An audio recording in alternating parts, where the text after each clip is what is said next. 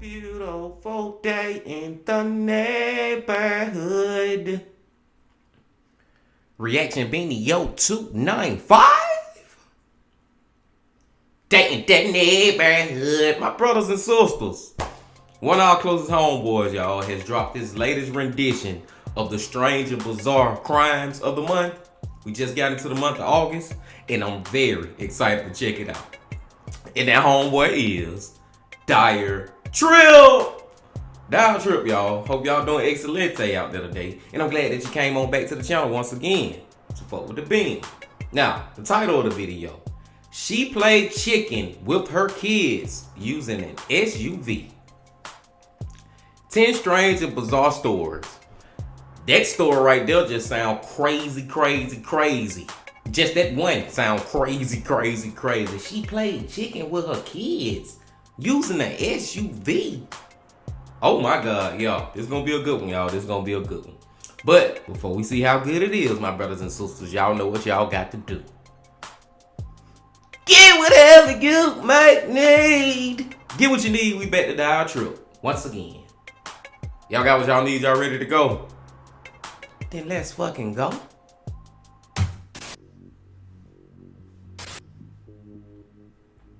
Hey there again everybody, and welcome back to another Strange and Bizarre Cases video. These are the videos in which I take all of these shorter but still very interesting cases I come across and compile them into one nice monthly video. So with that out of the way, let's get right into it.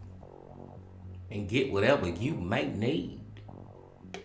So here we've got Michigan Honor Roll student 17 shot dead by 14 and 13-year-olds in attempted carjacking. So this incident all started when a 14-year-old boy, Justice James Chimner, stole his mom's 9mm pistol and went to hang out with his friends. It was Friday, January 17th. Justice, a name that will prove to be ironic, was hanging out with another kid his age when he got a message on Snapchat. In this message, he was asked to steal a car in exchange for some money. Justice and his friends decided that this would be a good idea, with, according to them, Justice's friend having stolen some cars in the past. While walking along the side of the road looking for a victim, the two boys came across a good Samaritan, 17-year-old Jack Snyder. Jack felt bad for the two boys. It was after midnight and freezing outside, and asked them if they needed a ride. The two boys— Oh, hell no, Jack. Jack fucked up with that. Man, I learned this a long time ago when I was, you know what though? Jack fucked up with it, but I just put myself in his shoes, y'all, because it was back in them times when I was like 17, 18, 19 when I first got my car. I was letting people in my car who I shouldn't have been. Like, they weren't complete strangers, but I didn't really know them like I should have been to be letting them get in my damn car and taking them where they need to go. Nowadays, if I'm at the store and somebody see me that I kind of know of and they be like, hey man, can I get a ride here? Hell no. I'm not letting none of them in my damn car no more. So I take back what I was originally going to say. But at the end of the day, Jack fucked up by letting these kids in his car. Long story short, story long, don't let strangers, even if you halfway know them, in your car. Don't take them nowhere. Let them call an Uber. You ain't got nothing to do with it. Go on about your business. Boys decided to take him up on his offer and hopped into his car. While driving along Battle Creek Avenue, Justice and his friend took this opportunity to pull the gun out and order Jack to pull over, demanding that he remove his keys from the ignition. As Jack exited his car and stood on the side of the road, Justice raised his gun and aimed it straight at him. At this point, according to the boys at least, Jack began to reach for the gun and seemed to be grabbing something from his jacket pocket. Justice, believing that he was pulling his own gun, decided to shoot him twice. At 12:10 a.m., Jack was found lying next to his car, deceased after being shot during the attempted carjacking. The EMTs tried to revive him there on the scene, but he had already been lying there in sub-zero temperatures while losing a lot of blood for quite some time. There just wasn't anything that they could do. The police, investigating the situation, made a statement during a press conference saying that Jack's desire to help people ended up leading to his death. The victim was trying to be a good Samaritan by giving them a ride with the cold temperatures. I do know that he resisted the carjacking. So again, he was trying to help out but wasn't just going to give over the car, they said. The cops did note that, in their own words, they had dealt with the two boys before, but they refused to elaborate on their criminal history. Justice Chimner was caught and arrested, while the other boy, the 13-year-old, later turned himself in. The police had recovered the gun at the scene, but they weren't able to say which boy had actually fired the weapon. Justice was charged with felony murder, carjacking, and 2 weapons-related violations. Good. Due to the severity of what he had done and his criminal history, he's going to be tried as an adult. He's facing a maximum sentence of life in prison without the possibility of parole. The other boy has been charged with murder as well. His fate is a little more ambiguous at the moment, though. Jack Snyder's family thanked the police for bringing this whole thing to a quick and easy resolution. Jack's teachers held a candlelit vigil in his honor. Jack was well known at this school. He was an honor student, a well-rounded student athlete, and all around just a good kid. On Facebook, Jack's sister wrote, "Jack had a zest for life and made the world a better place with his care and love for everyone. He loved spending time with his family and friends. On behalf of my family and I, we want to thank every single person that has reached out and come to see us. I've heard from people that I haven't seen or heard from in years, and it shows how much support we have during this never-ending nightmare. My brother was 17. He was supposed to graduate this year, and these monsters took his future away from him. He was the smartest out of all of us. He was going to leave this shitty place. He had the biggest heart. He cared so much for others." Many different hashtags, such as Justice for Jack, started circulating right after his death. A soccer tournament was planned in his honor, with the proceeds to go towards his family. Justice Chimner has decided to plead not guilty. He and his attorney asked for a preliminary trial and for the court to give him a cash bond. This preliminary trial was set for April, during which he was found competent to stand trial. Even so, his attorneys requested another psych evaluation. The date on which this evaluation will take place has yet to be determined. We'll just have to wait and see what happens. And I hope what happened is that both of them, not one of them, both of them get the damn life sentence, man. That's what I hope happened. And why these motherfuckers love to try to play crazy and act like something wrong with them. You know what I'm saying? When they faced with murder, now all of a sudden you a lunatic. Yeah, you right, you a lunatic, but you a competent lunatic. You know what the fuck you was doing. Let's go to the next one. And here we have one that's absolutely insane. Mother playing chicken with her kids fatally strikes son with SUV, officials say. Here we have the tale of one of the worst mothers there could be. This particular mom, a 26-year-old woman named Lexus Stagg, was playing chicken with her toddler children. Chicken, if you don't know, is a game where you aim to get as close to doing something dangerous as possible without doing it. Ideally, you don't actually do that dangerous thing, you just get as close to it as you can without actually doing it. But, given the dangerous nature of the game, it's easy to slip up from time to time. On June 11th, Lexus decided to play chicken with her kids using her SUV, a 2006 Lincoln Navigator of all things, inching closer and closer to them without running over them in order to see who would bail out last. Surveillance footage showed that, right as the bumper of the car got a few inches away from the kids, Lexus threw the car into drive and accelerated further. This was when she hit her 3-year-old son, Lord Renfro, real name, with the right side of the vehicle. It didn't end there, though. Lexus fully ran over him with the back tire of the car. Oh. Lord was rushed to a nearby hospital in Houston, but he was pronounced dead at the scene. Like, bro, how do you even come up with a game like this in your head? How is this even a game? How is this fun? Who is this fun for? You think your kids having fun with this shit? You having fun doing this shit? Like, what the fuck? This is very fucking crazy, man. Like, this is some shit that you will think nobody on earth will come up with to do until you realize that somebody on earth can come up with it and do it and actually fucking do it. And she killed a damn child. Like, what the fuck are you doing? Prosecutors have said that originally Lexus simply told the police that the kid had run out in front of her car while she was trying to back up. She framed it as a complete accident, saying that she thought she hit a speed bump and nothing more. The surveillance footage quickly debunked this story, however. It was pretty clear that she drove in reverse for about 100 feet before hitting the kid. The police said, The two other children were able to get out of the way, and tragically, the younger child was not and was run over by two of her tires. I have never seen someone deliberately play with young children with a car. Eventually, the Harris County District Attorney's Office was able to hit Lexus Stagg with charges of criminally negligent homicide. On that charge, she faces up to 10 years in prison. The Harris County District Attorney said on the issue, "Every parent has an obligation to protect their children, even from themselves. Cars aren't toys, and playing chicken with your kids isn't a game. You should be playing peekaboo with a 3-year-old instead of forcing them to try and dodge a 5,600-pound deadly weapon."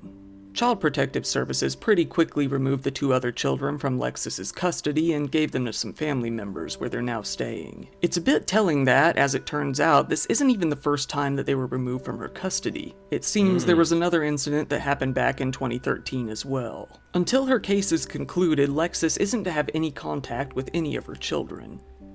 Her neighbors have said that this incident, although tragic, unfortunately did not come as a surprise, with one saying, "I felt bad because those parents, they were never there, they were kind of negligent." The prosecutors requested that Lexus be held on a $50,000 bond, but a magistrate judge ended up setting it at $1,500. She posted bond shortly after, dodging reporters on her way out and running back home. She'll be back in court shortly enough, though. At this point, it's unknown if she even has an attorney. Bro, that one right there. I just don't understand, y'all. Like, I just don't get this shit. Can somebody please explain to me why this lady only facing up to 10 years in prison? That's it? She ran over her child. Killed them. And the maximum sentence she gonna get is 10 years. Now, why that lady ain't getting life in prison like them boys who shot the man, tried to rob him for his car, tried to hijack him, whatever? She should be facing the same thing. She killed somebody. I don't be understanding the different rules and regulations. Like, bro, that shit was murder. That shit get on my nerves, man. Let's go. And now we have, Ohio toddler dies after mom allegedly leaves child home alone for 10 days to go on vacation. It seems like month to month, a lot of the strange, shorter cases involve really horrible parents, and this is definitely one of those. Crystal Candelario, a 31-year-old mother out in Cleveland, Ohio, was arrested on June 18th and charged with murder. Crystal decided that she was going to go on vacation, without her 16-month-old daughter. While most people would seek out a babysitter or maybe leave the kid with family, Crystal decided that her baby would be just fine on her own. She then left the baby by herself unattended while she traveled to Michigan and Puerto Rico. When she got back home on June 16th, she unsurprisingly found her young daughter unresponsive. The girl was extremely dehydrated, not having had any fluids in nearly 2 weeks. Once the EMTs came out, they pronounced the infant dead at the scene. There were no signs of trauma, but the cruelty was immediately apparent for other reasons. Her playpen and all of her blankets were completely soiled at this point, leaving her no choice but to lie down in the filth. Crystal was arrested on June 18th and charged with the murder of her own daughter. The investigators released a statement saying, simply, the child had been left alone and unattended for approximately 10 days and had subsequently died. Once news broke of the death, neighbors who had previously taken the girl came forward to say that they had watched her before and would gladly do it again. They were very confused and couldn't see why they weren't even asked. A 13-year-old neighbor who had previously watched after the young girl said, "Jalen really didn't deserve what happened to her. She was amazing and really adorable, and I miss her a lot." To add insult to injury, Crystal Candelario had actually been employed at an elementary school as well. Once news of her arrest broke, though, she was terminated from her position as a substitute. Crystal is currently being held in the Cuyahoga County Jail on a $1 million bond. Are you fucking kidding me, man? It's like reality cannot be real. I'm sorry, man. This case is crazy as hell, too. This lady left I'm talking about a baby, 16 months. That is what, a year and 4 month year old baby? This baby can't do nothing for themselves. Nothing. And this fucked up too, but I'm just saying, man, if the child was 6 years old, at least the child know how to go get some water or something to drink and eat something out the damn pantry or, you know what I'm saying? Something. and know how to use the bathroom and all that. This lady left a baby in the playpen for 10 days and thought she was gonna come back and it was still gonna be alive. Bro. Now, I'm happy she got she got charged with murder. You know what I'm saying? But what's the difference between that and what that the lady did who was playing chicken with her child and killed him? And now she only getting 10 years. She should be charged with murder too, just like this damn crazy ass lady. Like, I just feel like all that shit the same. Even though I feel like this death was worse as far as the child go, because this child suffered for 10 days crying and just can't do nothing. Just crying and just crying. It's like ain't no more tears coming out. And just using the bathroom on itself and just being in that filth and just being hungry and hot and dehydrated. Jesus Christ, that was horrible. The kid getting run over, that was horrible too, but that was more instant. This one right here was just a drawn out, horrible way for a child to die. And it's just crazy that the damn mamas are the fucking ones who caused them to die. Crazy, man. So next up we've got, deputies accuse man of using Nintendo Duck Hunt pistol during robbery. How about a little bit of a palate cleanser after that last one? Here's a case that's more ridiculous and stupid than anything. This case involves a man out in South Carolina who was arrested when the authorities say that he tried to rob a convenience store with, get this, one of those old light guns from a Nintendo. You know, the kind that you used in Duck Hunt. This man, David Joseph D'Alessandro, was 25 years old and living in a small town in northwestern South Carolina. Lacking the gun necessary to perform a typical robbery, he decided he would take his Duck Hunt gun and spray paint it black. On May 30th, he walked into a quick stop convenience store while wearing a wig, a big hoodie, and a mask. He then showed the clerk the toy gun in his waistband and demanded he hand over what was in the register, about $300. It seems he got his money, but the police were called shortly after. David was caught chilling and hanging out in a Dollar General parking lot not too far away, with the gun controller still shoved into his pants. Wow. He was arrested and thrown into jail, held without any bond for the time being. He's facing charges of armed robbery with a deadly weapon and petty larceny. The weapon, although probably only actually deadly if you're an old-school pixel art duck, was presented as a deadly weapon and seems to be being treated as such. Very weird. Here's a pretty wordy headline. That one was just weird. That dude was just stupid. I mean, I'm glad ain't nobody get hurt. Then he doing all that. Now you gotta go spend all this time in jail and shit for fucking $300. Wow. Harvard Medical School, an abhorrent betrayal. Federal indictment accuses school's morgue manager of stealing, selling body parts. So here's a really dark one, a gross one even. A little while ago, a bunch of human body parts were being sold both via social media and at an actual real-life shop called Cat's Creepy Creations. These body parts had been stolen from Harvard Medical School, little by little over time. According to the feds, the school's morgue manager was the one who did the deed and stole and smuggled the body parts. A federal indictment shows that Cedric Lodge, a 55-year-old man, had been taking heads, brains, bones, skin, and more from all sorts of cadavers that had been donated to the school. He brought them back to his New Hampshire home where he and his wife, Denise, would sell them off online.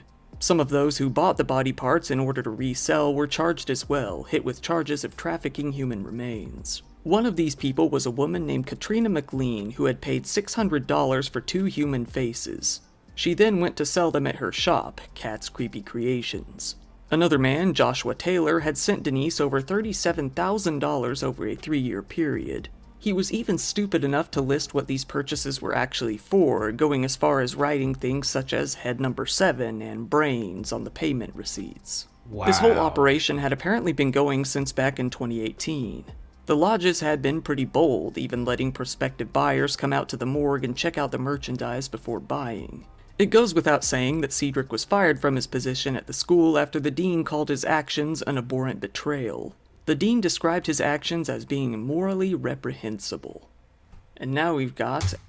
That dude, he just nasty as fuck. Like, I don't understand the fascination or why people, like, why is this a thing, selling human body parts? Like, who the fuck want to buy somebody's leg, like a real leg or a real head or skin or the face of somebody? Like, well, why would you want that? Like, that's just gross to me. I don't get it. And people make a lot of money doing that shit, man. That's what I'm saying. Like, I don't understand what kind of, is it a fetish or something? Why they like that shit? Like, why y'all like that? Crazy. Different stroke for different folks, I guess. Loud fart gives away suspect's hiding spot, leads to arrest. Wow. Now, this is a Missouri case if I've ever heard one. I'm super excited to talk about this one. My own cousin actually sent it in to me, so you know it's going to be good. In Clay County, Missouri, the cops were tracking down a suspect when they decided to bust out the dogs in order to help with the search. The man they were trailing was wanted for possession of a controlled substance, so it's likely the dogs were going to be able to track him down. Unfortunately, these sniffer dogs were about to get a whiff of something they likely wouldn't enjoy. Or maybe they would, they are dogs after all. Interestingly enough, the dogs would prove to be unnecessary, as when they were searching for the suspect, he made his location known in a pretty different way. According to the police, originally this man was in a pretty good hiding spot, but apparently he let out a fart so loud that the police were able to determine his location pretty much immediately. Maybe it was nerves, who knows. This case was so unbelievable that it even has its own article on Snopes, who found it to be absolutely true. Being from Missouri, I didn't doubt it for a second. And now, COO of vegetarian food company bites man's nose. Here's a case that a lot of people will come to find hypocritical in immediately apparent ways. Douglas Ramsey, a 53-year-old man, was the chief operating officer of a company called Beyond Meat, one of the big vegan food giants. He was out in Fayetteville, Arkansas, viewing a local football game. Afterwards, he got into a fight with a man as he left a parking garage. Getting into a bit of road rage, he ended up confronting the other man. For some reason, he decided to bite him on the nose. In doing so, he ripped a good chunk of skin off the end of the other man's nose and was quickly arrested. Ramsey was left facing an interestingly named charge of terroristic threatening, along with one of third-degree battery. He paid his $11,000 bond and hopped right out of jail shortly after. Neither Ramsey nor the Beyond Meat company were willing to respond for comment afterwards. Understandably, it seems they were pretty embarrassed by the whole ordeal. After all, when a vegan bites someone's flesh off, the jokes kind of write themselves. I know, right? And now, teenage car thief caught hiding in giant stuffed teddy bear, police say.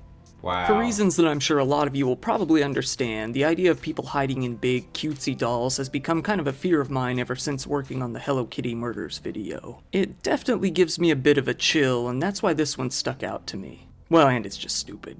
In Manchester, England, a teenager was wanted for stealing a car and some fuel in Rochdale. The police were tipped off to an address in which he might be hiding and set off to check it out. When they went into the home to arrest him, they found that their suspect, 18-year-old Joshua Dobson, wasn't anywhere to be found. He was, however, still in the building. The police tracked his presence to a giant stuffed teddy bear. Joshua had somehow worked his way up into the inside of the doll.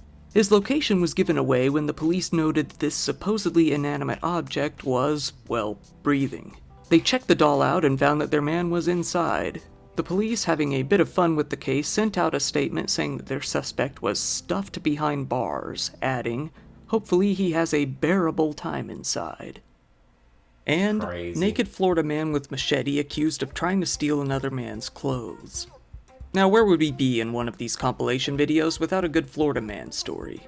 Back in August, at around 10 a.m. one morning, a 34-year-old man was working as a fairground surveyor while another man named Brandon Wright was picking pimento berries out in the woods nearby. Once Brandon caught eye of the surveyor, he brandished a large, machete-type knife and jumped out of the woods, demanding the man's wallet, phone, and clothes. Brandon himself was completely butt-ass naked. The surveyor complied with his demands, not about to get stabbed by a crazy naked man from the forest. Despite this, Brandon chucked the machete at him anyway, along with a handful of the berries he had picked, before sprinting back into the woods into a white Dodge Challenger. Luckily, This man gotta be on some fucking bath salt or acid or something, man. To be out this bitch butt, booty, ass, naked, robbing people for their clothes, he gotta be on some kind of mushroom trip or something right now. Say no to fucking drugs. the man was only hit by the handle of the machete, leaving him very confused but completely uninjured. Brandon was later tracked down to a gas station in DeLand, still completely naked. In fact, the police only found him because so many people had reported that they saw a crazy naked man hanging outside of the gas station. A chopper then flew out and gave law enforcement updates on Brandon's location as they searched for him. The chopper told the police as they closed in on the parking lot, "He is naked, yelling at people in the parking lot. Very animated." Right after, Brandon simply walked out into nearby traffic. The helicopter relayed, "He's now walking out into traffic, in the middle of traffic, yelling at people." But Brandon once again turned around and headed back to the gas station where he started doing push-ups in front of the entrance, for some reason. Then, when he saw the officers coming, he simply laid down on the ground and waited to be arrested. Brandon was taken into the Volusia County Jail on charges of attempted robbery with a deadly weapon, aggravated battery with a deadly weapon, and aggravated assault with a deadly weapon.